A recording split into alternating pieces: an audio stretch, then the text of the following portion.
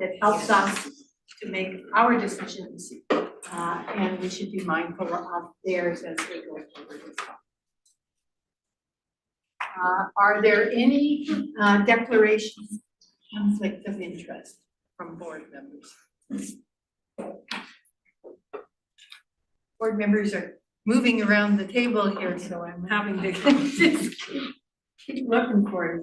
Okay, we have the public agenda. I would look for a motion to adopt the agenda. Thank you. I have Paul and Michaela. Any discussion, any additions? Seeing none, all those in favor? Any opposed? None opposed. We have the public minutes of February 27th. I will look for a motion to adopt those, please. Elizabeth and Paul, are there any errors, omissions, or changes? Seeing none, all those in favor? Any opposed?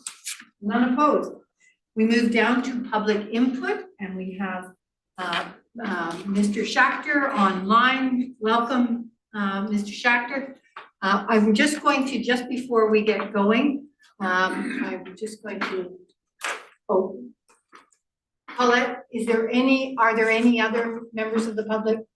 All right. So Mr. Schachter, welcome. You have 3 minutes to speak to the board, and you are a familiar face to us. You're on mute. You're on mute.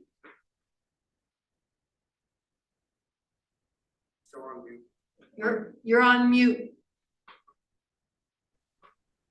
There we go. Hello there. Thank you. Thank you for having me. Can you hear me now? Yes. Can you hear me? Now I can hear you. Can you hear me? Unmute. Can you look to see if you're muted again?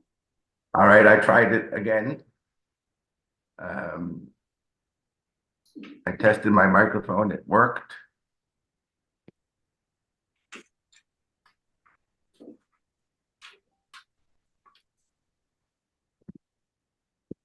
Anything here? I'm sorry about this. My microphone says it's working. No, we're not there yet. Hold on half a second. We'll see what we can do here. Again. Paul, as we troubleshoot here, are you able to hear us? Can you nod your head if you can hear us? Okay. Okay, that's good. Okay, so good. We're just trying to see what we can do on our end so that we can hear you. Can you try speaking now? Can you hear me now? Yes. Okay, let us just take it reset here. All right. Thank you for your patience there, Mr. Schachter. Go ahead. Oh, you got it? Okay.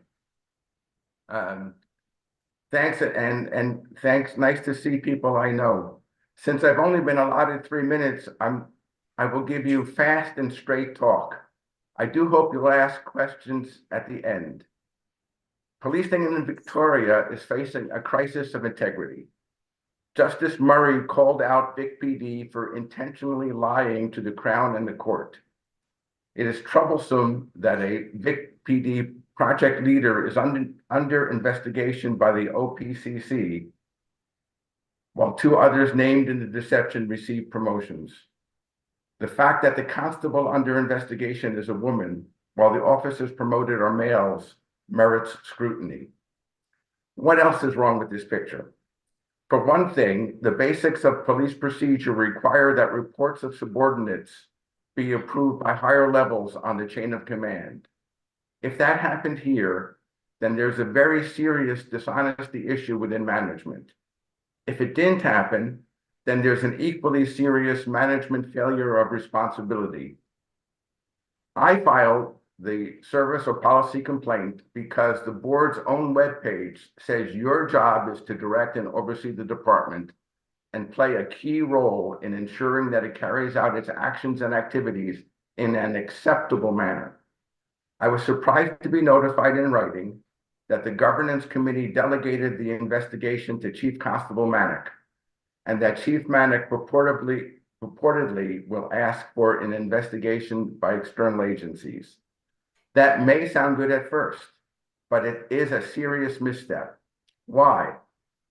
Paragraphs 1 and 5 of the complaint assert that there is a failure in general direction and management or operation of Vic PD. These allegations directly involve the Chief Constable. In cases like this, the Canadian Bar Association's best practices on how to conduct an internal investigation is instructive. Specifically, the best practices state that the subject of the investigation should not participate in the investigation except as a witness. Managers of a subject department should not oversee the internal investigation and should recuse themselves from any of its reporting. Let's be blunt. Delegating the investigation of whether there's a failure of management to Chief Manick is like assigning the investigation of corruption against former Constable Rob Ferris to Rob Ferris, or having former Chief Elsner himself investigate the allegations of sexual harassment against him. The chief and not you will decide on the external investigator, what you will get to see and when, and the contents of the final report. Do you find that acceptable? I know I wouldn't. Effective reporting won't restore public confidence in police integrity. Public doubt about the truthfulness of the police hurts every constable. They depend on the public's trust to help them safely do their work. So I ask you to pass a resolution pursuant to Section 1711C of the Police Act and have an independent external investigation report directly to you and not to management of the department under investigation. I urge you to decide this now without input from the chief or his staff so as to guarantee a full, fair, and unbiased investigation. Thank you. Thank you very much. Are there any questions from the board for Mr. Schachter at this time? We have a report coming up a little bit later. All right, I'm not seeing any. Thank you very much. And we will move down to the board co-chairs update.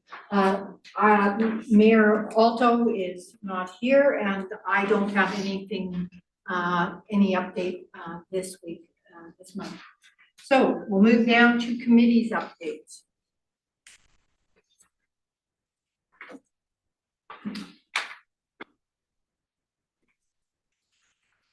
All right. So first up is governance. I will look to you, Paul. Thank you, Chair. So just under the governance committee, as we just saw, the governance committee did receive a service or policy complaint. It's technically OPCC number 24. The board formally received this service or policy complaint from Mr. Schachter, who we just heard from on February the 16th, 2024. Mr. Schachter publicized his complaint, which outlined 6 aspects of concern related to the police operation of Project Juliet. As per section 171(1)(e) of the Police Act, the board referred this matter to the governance committee for processing. I am the chair of the governance committee, and I want to first note that the practice of the governance committee being charged to investigate these types of situations, I understand has been in place for close to 15 years. It's what I would describe as an established practice within the Victoria-Esquimalt Police Department. It's my understanding as well that there hasn't been, to my knowledge, any specific complaints regarding that type of process. The governance committee met and discussed this complaint, which we take very seriously. I can't emphasize that enough. This is a serious issue, but certainly as the chair of the governance committee, we are going to investigate and do what we're charged to do. The governance committee is investigating and has actually asked external agencies to investigate the complaints raised. That's about all I can say at the moment. Time is going to be needed to get that information, but I am confident that those investigations will be looked at thoroughly, and we'll be able to positively resolve this policy complaint. And I'll move on to the next item under governance, if I may, Chair. That's board attendance for conferences and training. And we have a series of motions that I will put forward if you would like, one by one. It's probably the easiest thing. Just to give some light to the public viewing this, the board is really upped its game in the sense of wanting to ensure that we are participating in all conferences relating to our role that we're charged with under the Police Act for civilian oversight of the police department. And so training comes up regularly, and right now there's quite a lot of training that's before us. So the first motion that I will put forward, Chair, is that the board approves the following board members to attend the 2024 BC APB Annual Conference and AGM in Vancouver from April 11th to 12th. Those people being Mayor Desjardins, Board Member Courtright, Dillon, Farrow, and Hayes. And just to let the public know, BC APB is the BC Association of Police Sports. So I will move that motion. Thank you, and I will just give you an update. I'm not able to attend, so you can delete my name. And with that, I'll ask for a seconder. Thank you, Holly. Any discussion on this? We had some discussion already in terms of who can go and when and how. All those in favor? Any opposed? None opposed. We'll go to your next motion. Perfect. Thank you, Chair. The next motion is that I will move that the board approves the following board members to attend the 2024 Governing in the Public Interest Seminar in Vancouver on April the 26th. This would be board members Dillon, Farrow, Hayes, and Katuri. Is there a seconder? Michaela? Just I may, Mayor Barb, that this course, this conference is being put on by the provincial government. It's actually a good seminar for any of those provincially type of board structures. We're coming together to learn top practices, best practices, and to effectively network in the sense of trying to work together. So I'm pleased that this many people are wanting to go. All right. Moved and seconded. Discussion? Seeing none, all those in favor? Any opposed? None opposed. And I will keep going then. Motion 3 on this board attendance and conferences will be, I will move that the board approve the following board members to attend the 2024 CACOLE conference in Calgary, Alberta on May the 27th, 29th, and that would be board member Dillon. Just to let you know that is the Canadian Association for Civilian Oversight of Law Enforcement. Seconder, please. Any discussion? All those in favor? Any opposed? None opposed. One more. And one more, carrying on here. I will move that the board approves the following board members to attend the 2024 CAPG Annual Conference in Halifax, Nova Scotia from August 8th to 11th. It would be board member Cull attending virtually, Dillon, Hayes, and Katuri all in person. And this is the Canadian Association of Police Governance. Seconder, please. Elizabeth, any discussion? All those in favor? Any opposed? None opposed? Wish to speak to the other issue, and then I'll look for any questions around the whole report. I think just the last one is a request to host the 2025 CAPG conference. That's the Canadian Association of Police Governance in Victoria. They've reached out to us. I know the board is looking at that matter, and see whether or not it would be feasible and on many fronts, financially, logistically, and capacity wise, whether we could actually take that on. And we're looking at that as we speak. Okay, thank you. Are there any questions about the report? Anything? I just have one, and I'm hoping I'm not putting you on the spot. Is there a sense of when we would share who the investigators are around the policy complaint?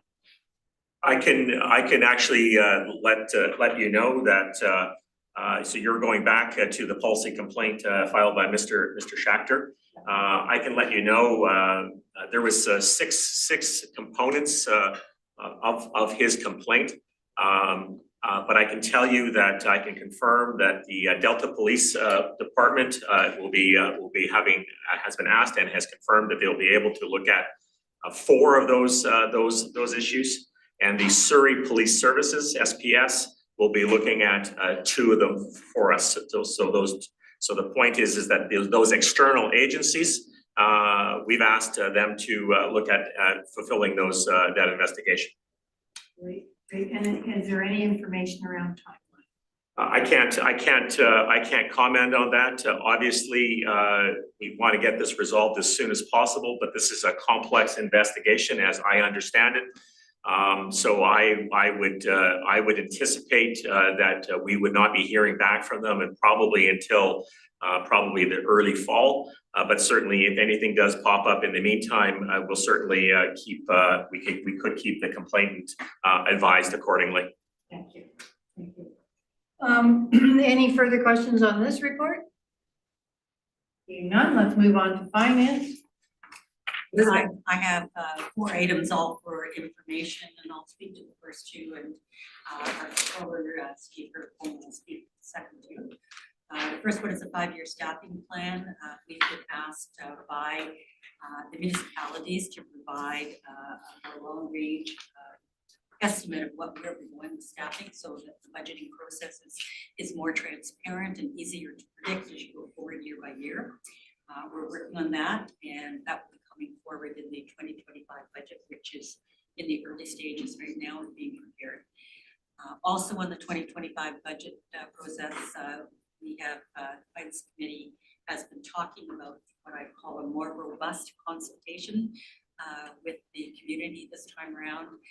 There's a number of things that we can tag on to, but there's also some processes that we will initiate ourselves. And so far, we are working on winnowing down what might be a very large list of potential groups to talk to into something that is actually manageable. So that's on our plate right now. We do have a draft budget process, which essentially starts us earlier doing the work of creating the next year's budget that we did last year, which also had some exceptional circumstances beyond our control that delayed the final production of the budget.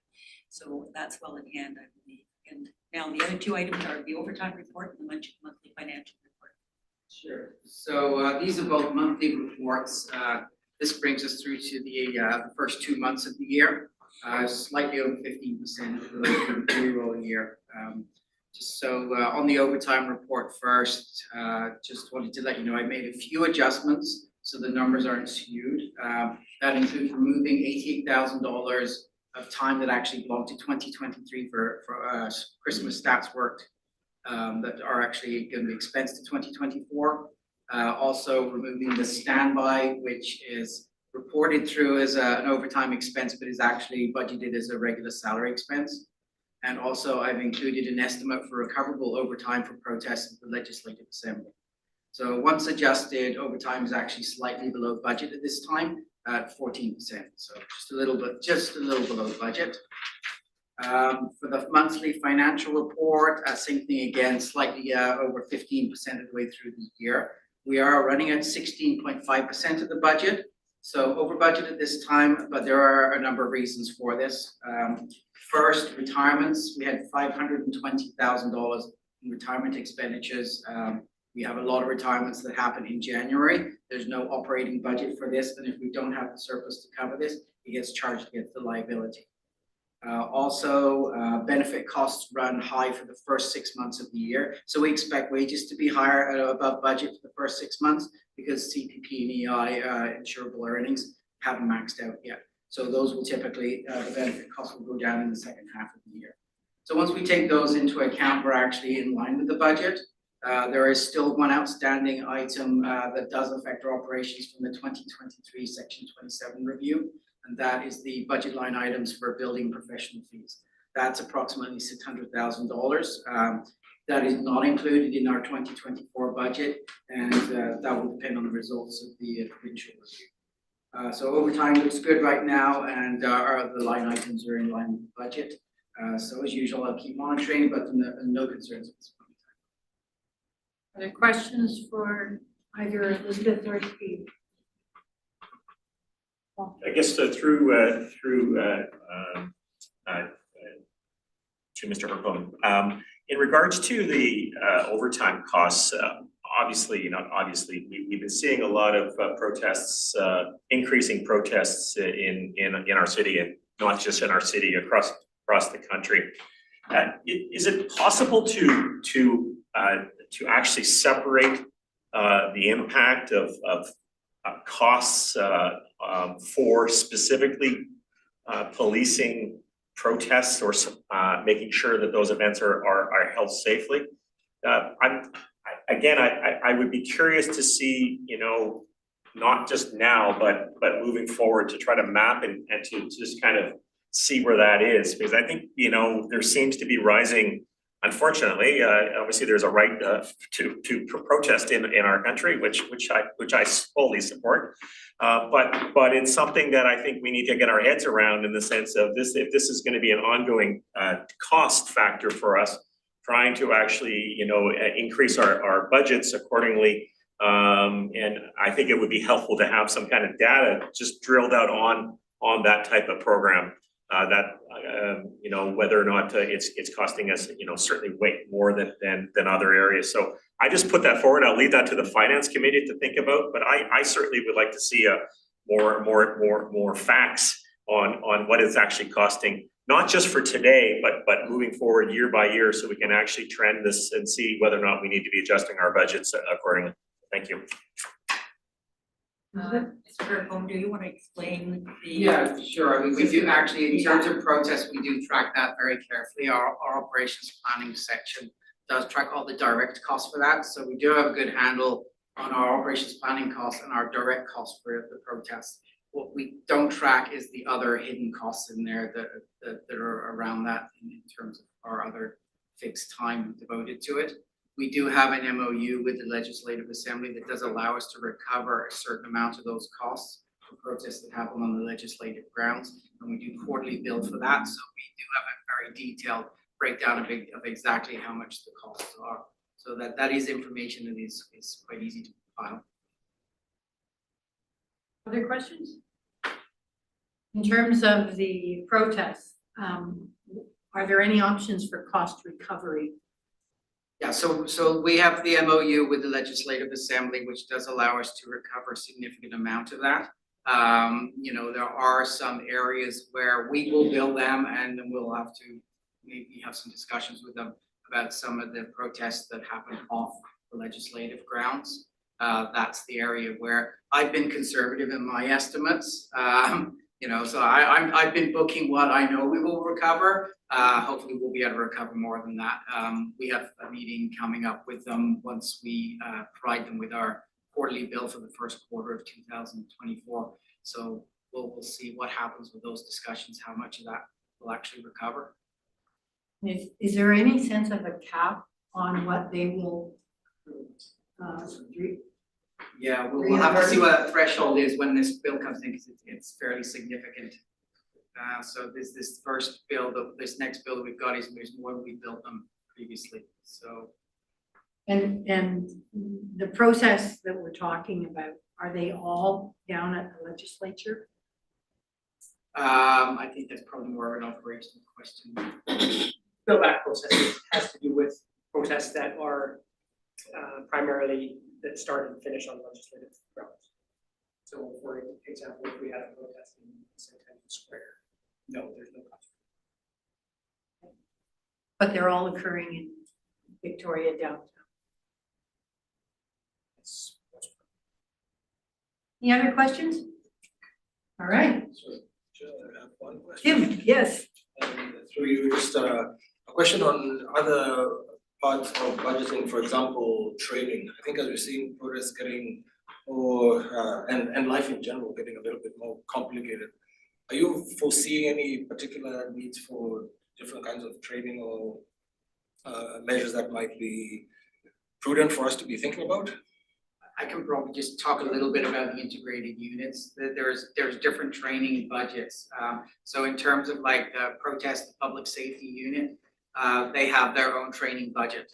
So that is established and agreed through the RHEs. We pay a percentage of those costs.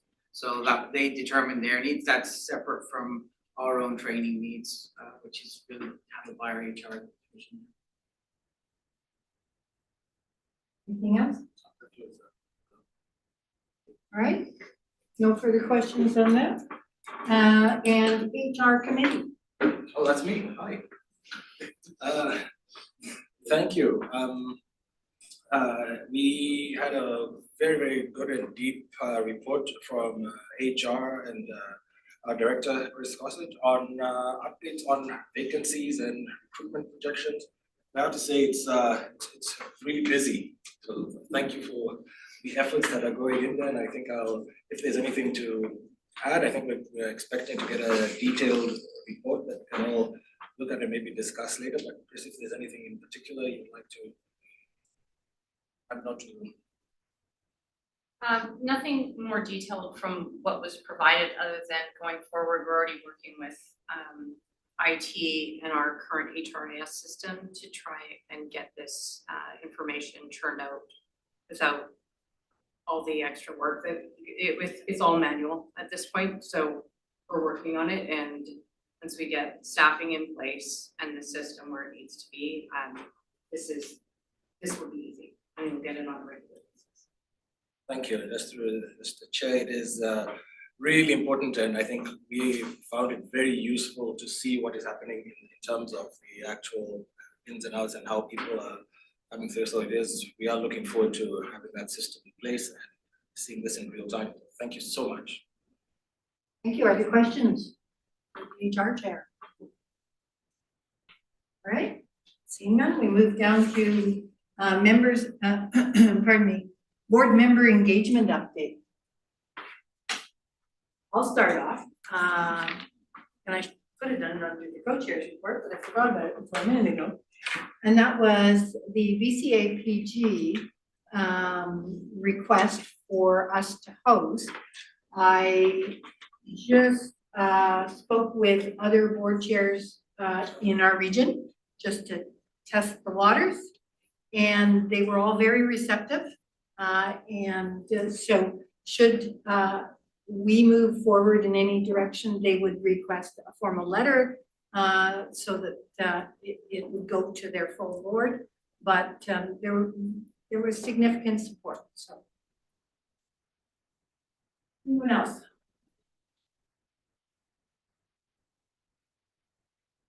We're all on spring break. All right, if there is no one else to provide any input there, we'll move down to the BC Association of Police Board Directors update, and that's Michaela. Hi. There's not a lot to update this month. We've just finalized all the details of the conference. For those of you who are attending, it's going to be really fun. You will get to see me moderate a panel. So if that is not an incentive to come, then I don't know what is. And I had the pleasure today of reviewing all of the resolutions with the resolution committee that will come to the AGM for the BCAPB. And ours was accepted. So I just wanted to thank Deputy Chief Laidman, especially, who did really all the heavy lifting on helping us build our resolutions. So we will get to discuss that in more detail at the AGM in April. Questions? Great. We'll move down, and we have the Chief Constable update. Chief. All right, thank you, Chair. I'm going to be referring to my written report that's in the package on page 21 of 22. Just a couple highlights from my written submission. many things going on, externally. I've had a couple meetings with different parent groups regarding the school police liaison officer program. One meeting was from the group that's calls themselves a community advocating for students and safety, referred to as CAS. I attended the police academy graduation ceremony. We had 4 recruits graduate. And one of our recruits won the top academic award, which was nice to see. Attended the 10-year commemoration of the Afghanistan War Mission closeout ceremony. Welcomed 11 new reserves, the reserve class that started 2 weeks ago. And I was able to welcome the class. Past weekend on Sunday, we had 50 new volunteers that started and did their orientation. I came in and welcomed our new volunteers as they went through their training. Police camp started on Saturday.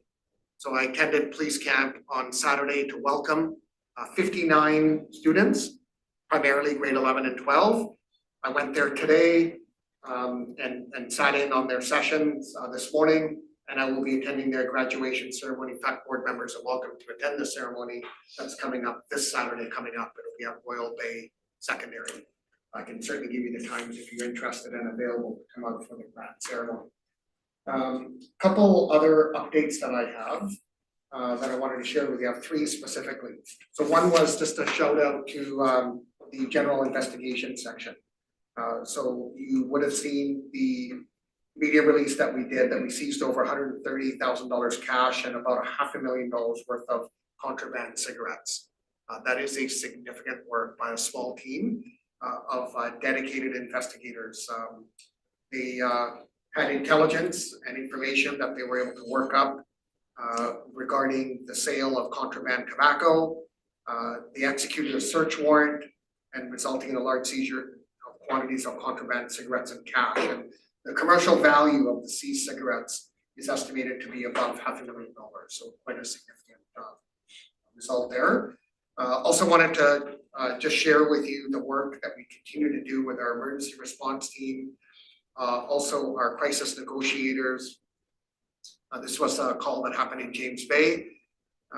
We ended up arresting a suspect for a stabbing that happened. It happened a week ago. It was about 9:30 at night in the 200 block of Michigan. We located a victim outside a unit and determined that this individual had been stabbed. They were taken to hospital.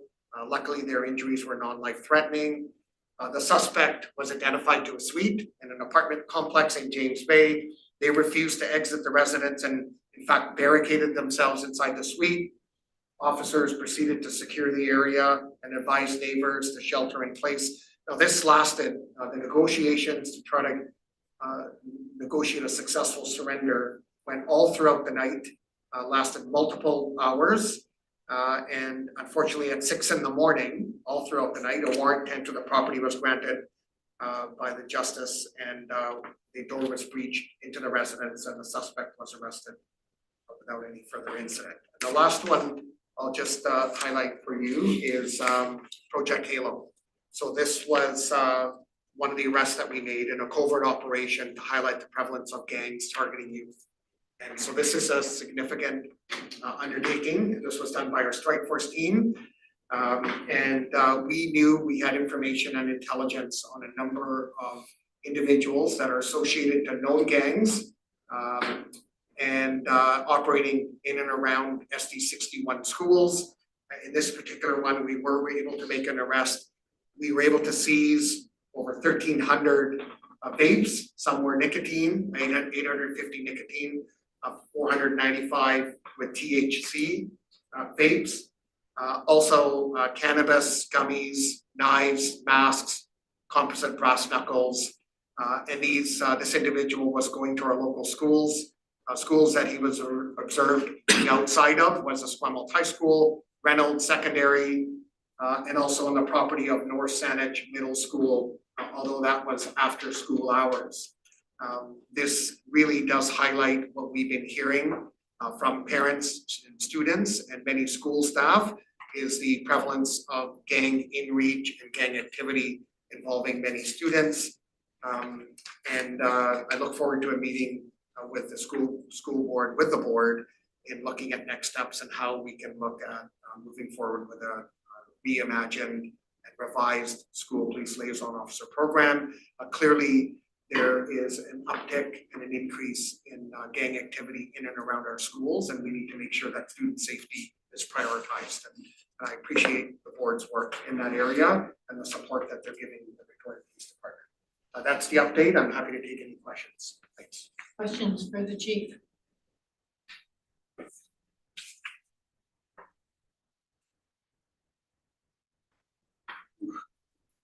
Tough group today. All right, no questions for the chief. Did you provide your equity, diversity and inclusion up? No, I didn't. That was a separate item, so I just waited for that. If I may, Chair. Please do. Yeah, so again, that's on the bottom of page 21. Our Victoria Police Department and our senior leadership participated in Pink Shirt and Bullying Day. I had an opportunity to meet with incoming Chief Jerome Thomas from the Squamish Nation. Just gave him my commitment to Vic PD and working in reconciliation and advancing the work in that area. Myself and a number of our leaders met with the Aboriginal Coalition to End Homelessness on the creation of a gender-based violence MOU. We have been working closely with the coalition on gender-based violence as it reflects on Indigenous women and Two-Spirit people. And it's come time now to put some of our thoughts in writing, and this initial meeting was to talk about what an MOU would look like. And so we had subject matter experts at the table from our Special Victims Unit, Vic PD leadership, and we're going to advance some of those discussions to make sure that we're meeting our obligation and our commitment to our Indigenous communities and making sure we have a proper understanding around cultural competence and different supports that we can provide. And this was one meeting of several others that we'll be having in the future. I did meet with Rabbi Kaplan regarding and a number of Jewish community representatives around Jewish community safety concerns. And Chair, you were there with Inspector Mike Brown and I. We attended the welcome pole dedication ceremony in the township, which was very well received and was extremely well attended in the township. So that's the update on EDI. Thank you. Are there questions for the chief? Comments? The welcome poll was a wonderful ceremony. We had the opportunity to have two members of Esquimalt Council as well as the chief there, our chief constable, and even the base commander was there. And so it was pretty special. And I invite everyone to come and grab a coffee at ERC and go into the atrium and read the story on the carving. It's very,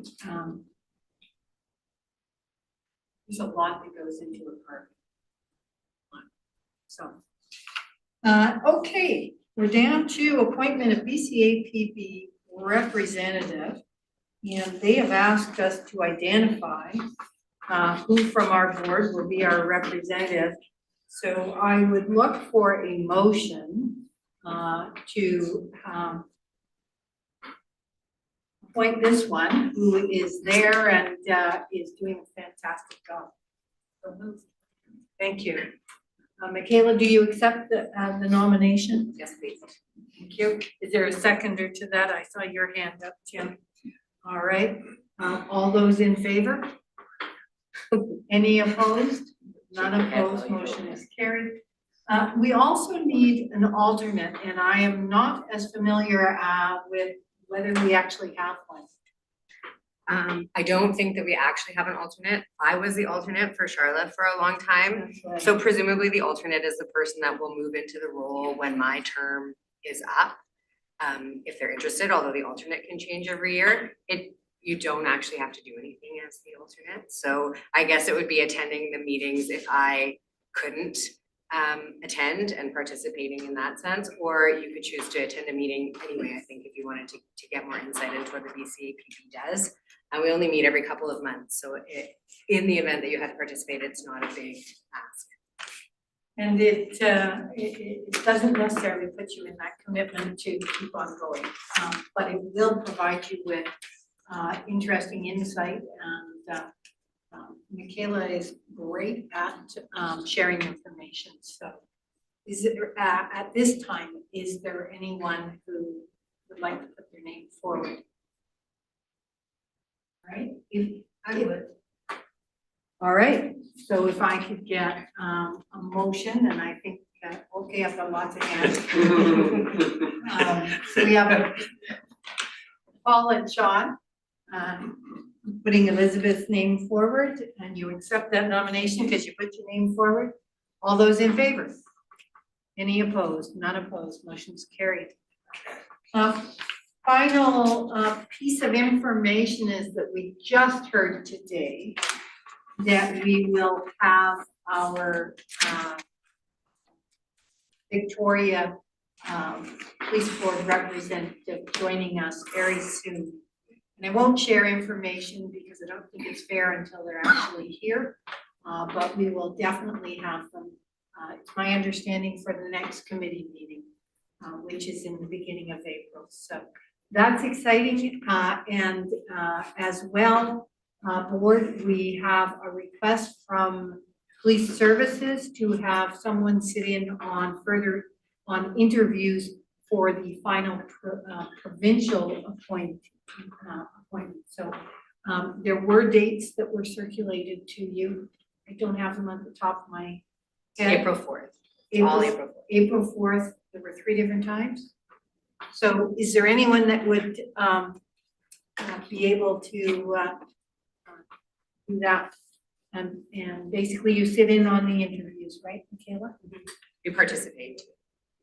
So you have attended in the past, and Holly, did you indicate interest? Yeah, I can. I So just don't want everyone to pile the work on, so share it around a bit. Well, it has to be a provincial appointee. Oh, yeah, right, okay, but thank you very much for offering. I actually knew that, That's why she offered. that's why I offered.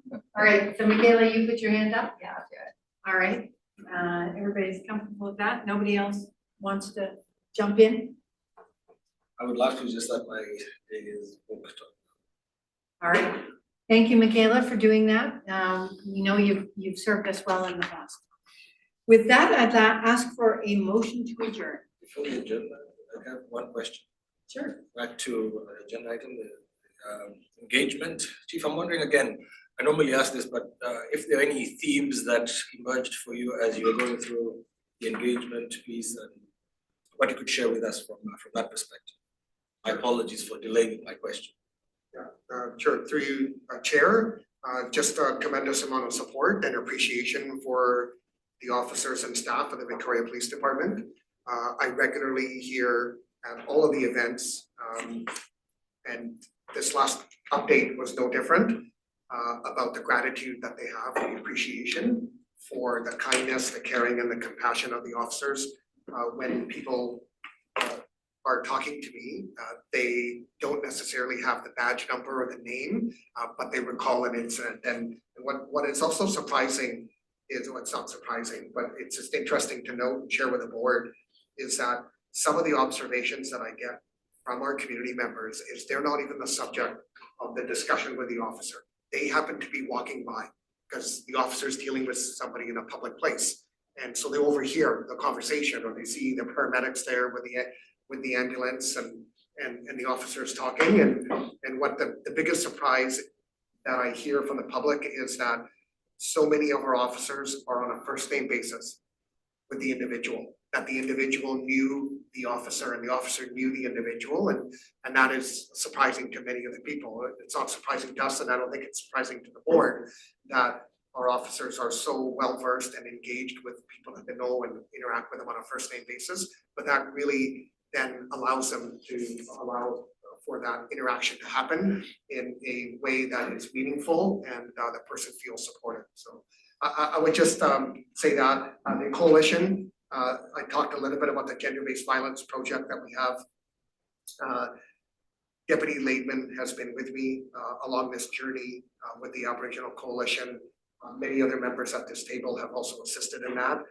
And just a sense of gratitude and appreciation. This program started with our relationships that we have had at Vic PD and our coalition.